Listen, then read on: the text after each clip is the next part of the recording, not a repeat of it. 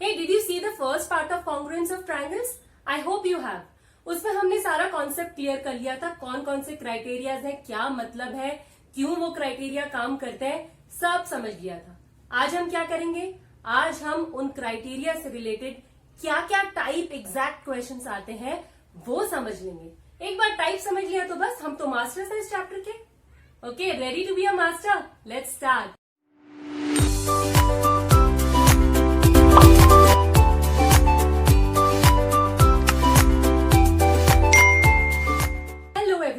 Welcome to Maths is Pink. As I told you, today we are going to discuss the questions, the type of questions that come from the chapter Congruence of Triangles. अगर हम ध्यान से observe करें तो हम देखेंगे कि जितने भी क्वेश्चंस आपको इस चैप्टर में हैं, they all follow a pattern in each criteria. यानी कि हर क्राइटेरिया, चाहे वो एसएस हो, एसएसएस हो, एसएएस हो, सब में तीन ही टाइप के क्वेश्चंस बार बार रिपीट हो रहे हैं। I have divided that these three types in SCF. SCF is not HCF. SCF is simple, common, and find. Okay, that means the first type that comes is very simple. You just have to see and write the congruence, but you have to take care of the correspondence. The second is the common, wherein one side is common and you have to be very careful in looking कि वो कौन सी side है जो दोनों triangles में common है, और या कोई कौन सा एंगल है जो दोनों में कॉमन है। और तीसरा है फाइंड।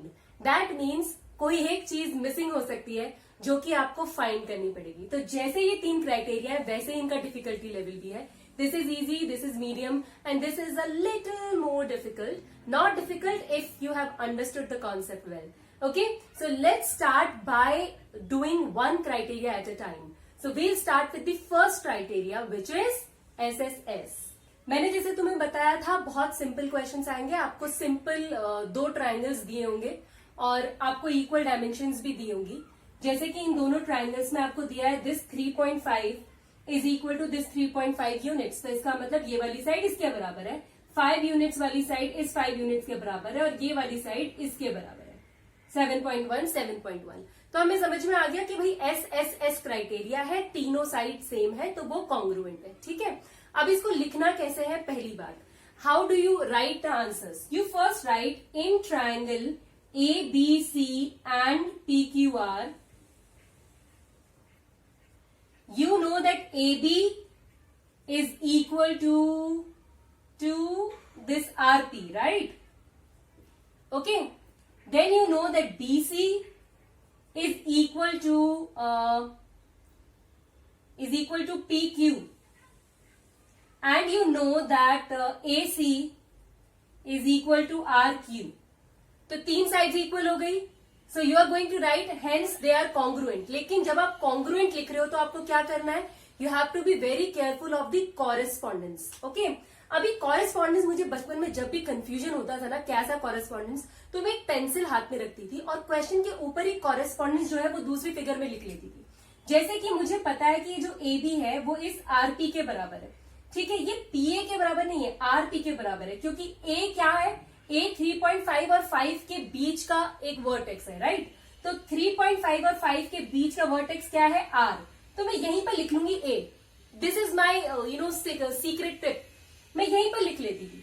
अब इससे मुझे पता लग गया कि अगर AB 3.5 है तो इसका मतलब RP 3.5 है, तो यानी कि P क्या है? B। और तीसरा क्या बचा? Q। वो तो C ही होगा, उसमें तो कोई कंफ्यूजन नहीं है।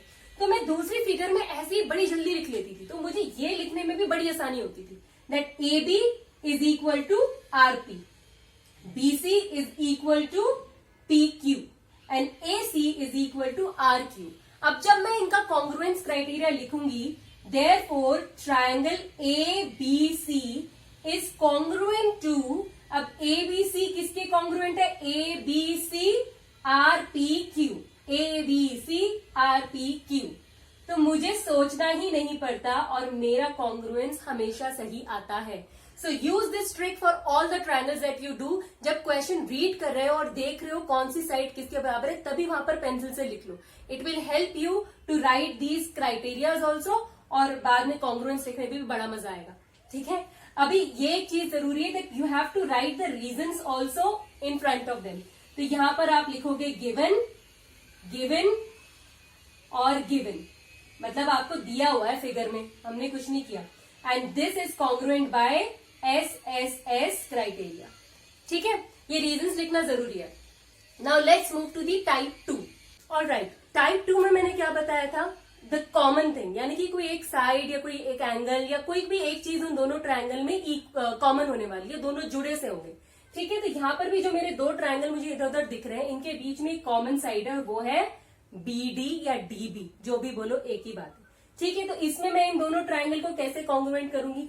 सबसे पहले तो उन्होंने मुझे दिया है that AD is equal to CD. ठीक है, so AD is equal to CD, this is given to me. Now next they have also given that BA is equal to BC, या फिर आप बोल सकते हो AB is equal to CB, it's the same thing. Okay, so BA is equal to CB, this is also given. ठीक है, तीसरी चीज क्या है, तीसरी चीज इनकी तीसरी साइड है जो है BD। अब BD दोनों में सेम है तो ऑब्वियसली इक्वल ही है ना, अगर आप इन दोनों ट्रायंगल्स को काट के अलग कर दोगे तो भी तो BD की डायमेंशन सेम ही रहेगी। ठीक है, तो इसको मैं लिखती हूं BD is equal to DB, उसका जो नाम है थोड़ा उल्टा कर दो, BD is equal to DB, and here the reason I will write is common. Okay, and now these two triangles are congruent. Which two triangles? DAB is congruent to DCB. Why जी? By SSS. अब इसमें मुझे correspondence लिखने की जरूरत नहीं पड़ी क्योंकि मुझे पता है कि D और B तो दोनों में सेम ही है। बचा A और C, तो ऑब्वियसली A और C जो है वो आपस में कॉन्ग्रुएंट है, दोनों कॉरेस्पॉन्डेंस में आ रहे हैं। अच्छा, ये कॉमन वाले में ना एक टाइप ऑफ क्वेश्चन और आता है, वो भी देख लेते हैं, और ये इसलिए देख लेते हैं क्योंकि इसमें बहुत सारे बच्चे मिस्टेक करते हैं। अब इसमें क्या होता है कि इस तरह आपको दिया हुआ है, अब आप अगर दो ट्रायंगल देखो, एक इधर और एक इधर, तो ये तो समझ में आ रहा है कि इनकी कॉमन साइड कौन सी है, AB। ठीक है, वो कोई प्रॉब्लम नहीं है। प्रॉब्लम हम कहाँ करते हैं मालूम? कॉरेस्पॉन्डेंस लिखने में। ठीक है, तो इसमें हम क्या करेंगे, या तो तुम विजुअली अगर इमेजिन कर सकते हो तो वंडरफुल, अगर नहीं तो हम इन दोनों ट्रायंगल्स को अलग अलग ड्रॉ करके देखते हैं। ठीक है, तो एक ट्रायंगल मेरा कुछ ऐसा है और दूसरा ट्रायंगल मेरा कुछ ऐसा है, जिनको मैंने आपस में कर दिया है जॉइन, ऐसे फिक्स कर दिया दोनों को। ठीक है, अभी इसकी डायमेंशंस क्या है? इसकी डायमेंशंस है DAB, और इसकी डायमेंशंस क्या है? इसकी डायमेंशंस है ये A, ये B और ये D। ठीक है, मुझे दिया है कि ये वाली साइड इस वाली साइड के बराबर है, यानी कि ये वाली साइड इस वाली साइड के बराबर है। ठीक है, AB दोनों में कॉमन है ही, तो उसमें तो हमें कोई टास्क, कोई प्रॉब्लम नहीं है। ये वाला इसके बराबर यानी कि AD is equal to DB। ठीक है, अब इसमें अगर तुम कॉरेस्पॉन्डेंस समझो तो समझो कि ये वाला जो A है वो इस वाले B के कॉरेस्पॉन्डेंस में है, और ये वाला जो B है वो इस वाले A के कॉरेस्पॉन्डेंस में है, और D जो है, ये D है और ये क्या है, ये C है। आई एम सॉरी, हाँ, इसको C कर लेते हैं। How can that B same? कोई बोलता भी नहीं है बच्चा बीच में। हाँ, ठीक है, और ये जो D है ये C के कॉरेस्पॉन्डेंस में है, इसमें तो कोई कंफ्यूजन नहीं होनी चाहिए। ठीक है, अब जब मैं लिखने बैठूंगी इनका कॉरेस्पॉन्डेंस तो मैं कैसे लिखूंगी? सबसे पहले मैं लिखूंगी भाई AD is equal to BC, given है। ठीक है, फिर मैं लिखूंगी BD जो है वो इक्वल है AC के, ये भी गिवन है। और तीसरी जो साइड कॉमन है वो क्या है? AB is equal to BA। बताया था ना उल्टा करना है, AB is equal to BA, और इसको मैं लिखूंगी कॉमन। अब मेरे दोनों ट्रायंगल हो गए हैं कॉन्ग्रुएंट बाय SSS। तो now I am going to write triangle DAB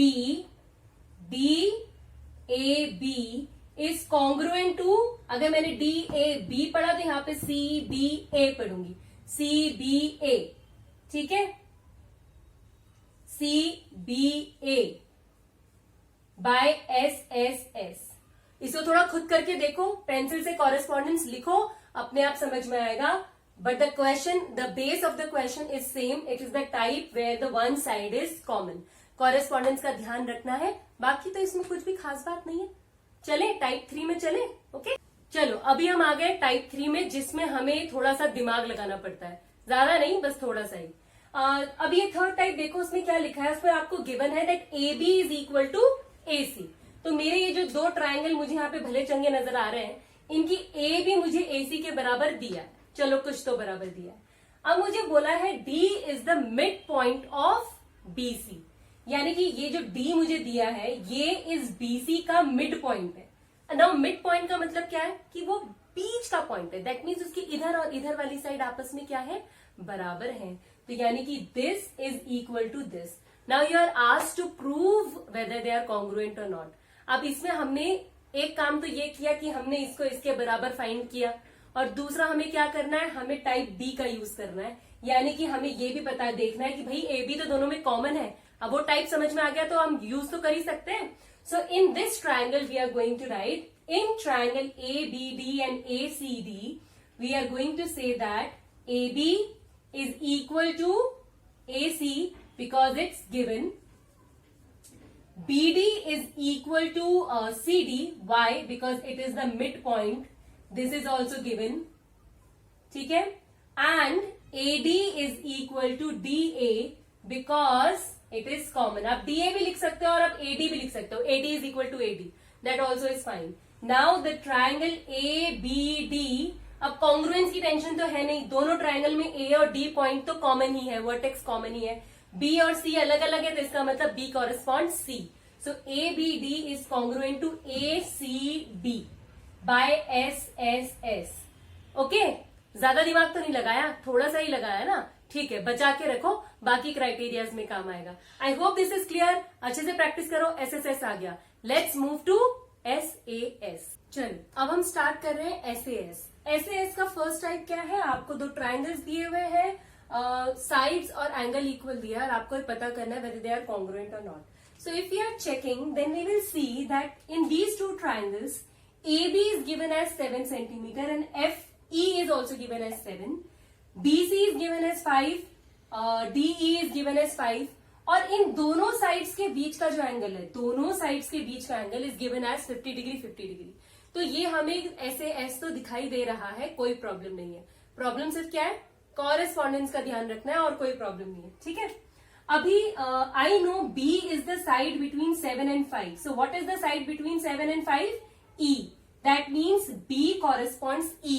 मेरी ट्रिक पेंसिल वाली भूलना नहीं, ठीक है। और बी सी इज 5, यहाँ पे कौन सी 5 है? E D. That means D correspond C.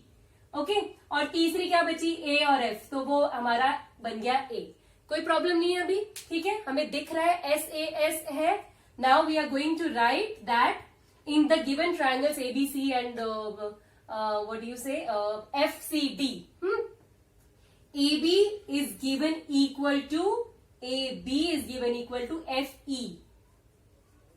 Okay, B C is given equal to, this is 5, so this is also 5, BC is ED.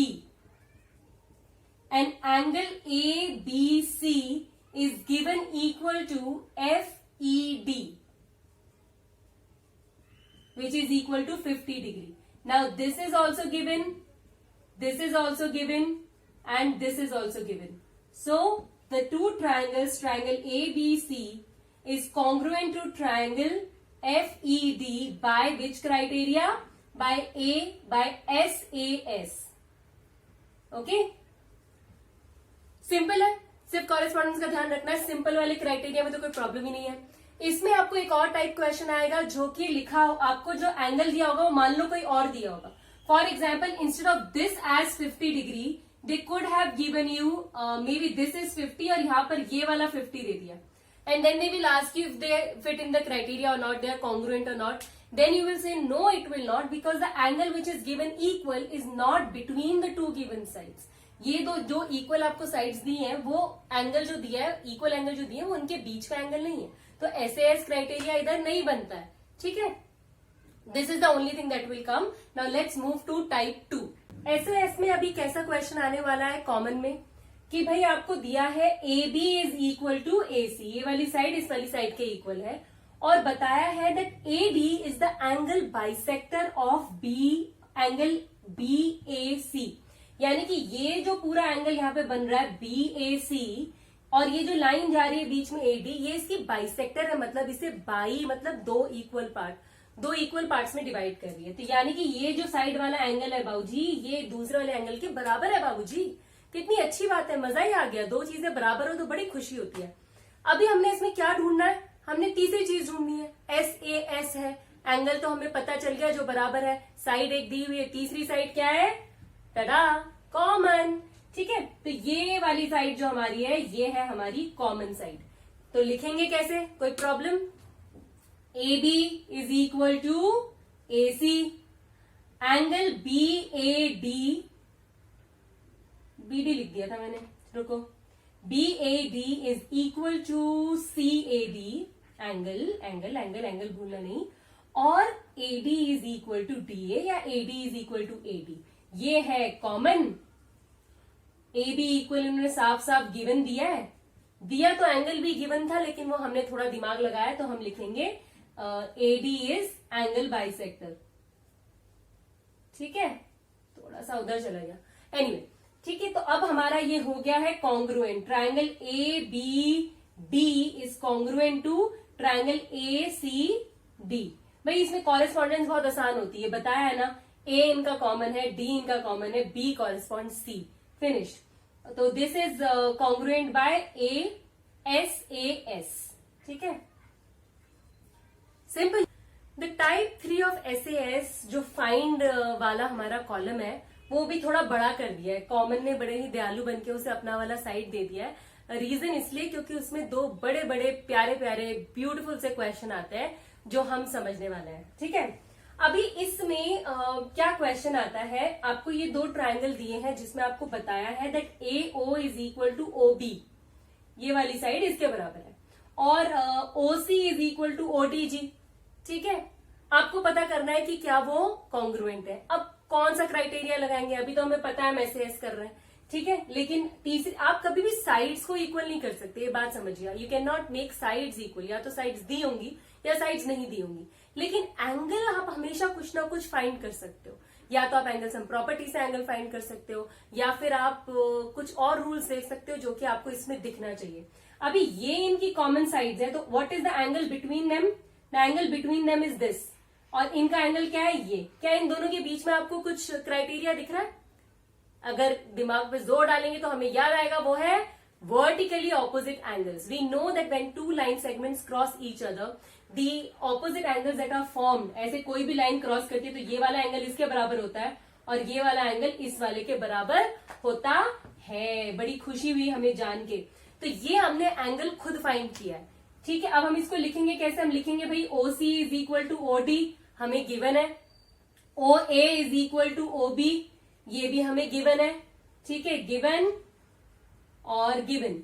अभी तीसरी चीज हमने क्या निकाली, angle COA is equal to angle DOB by vertically opposite angles.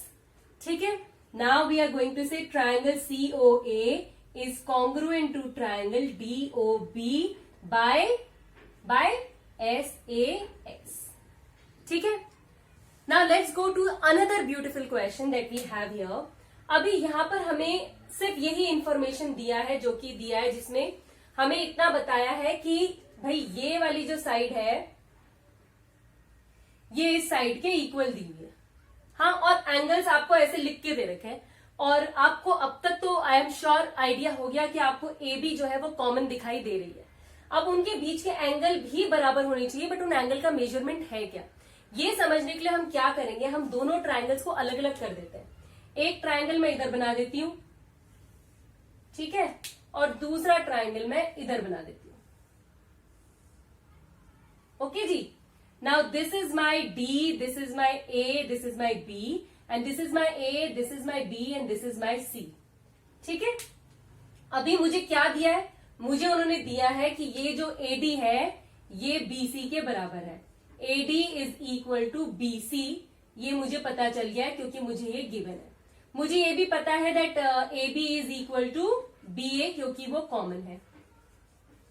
ठीक है, यानी कि ये लेकिन इनके बीच का ये जो एंगल है ये है कितना। Now if you look at this angle, अगर मैं DAB को देखूं तो DAB इधर और इधर इन दोनों को मिला के बना हुआ है, और इन लोगों ने हमें उसकी दोनों की डायमेंशंस दे रखी है। तो अगर मुझे ये कंप्लीट एंगल, मुझे ये वाला एंगल क्यों पता करना है, क्योंकि यही मेरी दोनों साइड्स के बीच का एंगल है। तो अगर मुझे SAS चाहिए तो मुझे वो फाइंड करना पड़ेगा। तो वो मेरा एंगल कितना आएगा, वो आएगा 45 plus 30 which is equal to 75 degree. और सेम बात ये है कि CBA, ये जो मैंने ट्राइंगल बनाया इसका भी सेम है, तो इसका भी आ गया 75 degree. So I'm going to write here that angle DAB is equal to angle CBA which is equal to 75 degree। इसको भी आप गिवन ही लिखेंगे, हालांकि आपने खुद दिमाग लगा के फाइंड किया है, बट इंफॉर्मेशन तो उन्होंने ही दी थी ना, तो इसीलिए अब हम इसको लिखेंगे ट्राइंगल DAB, कॉरेस्पॉन्डेंस का ध्यान रखना, is congruent to triangle CBA by SAS। ठीक है, समझ में आ गया? थोड़ा सा खुद प्रैक्टिस करेंगे तो और भी अच्छे समझ आएगा। ठीक है, I think that's enough for the day. We have done 2 criterias, अभी इतना ही पढ़ लेते हैं, बहुत है। Rest of the 2 criterias we'll do next time. Till then take care and study well. Bye bye.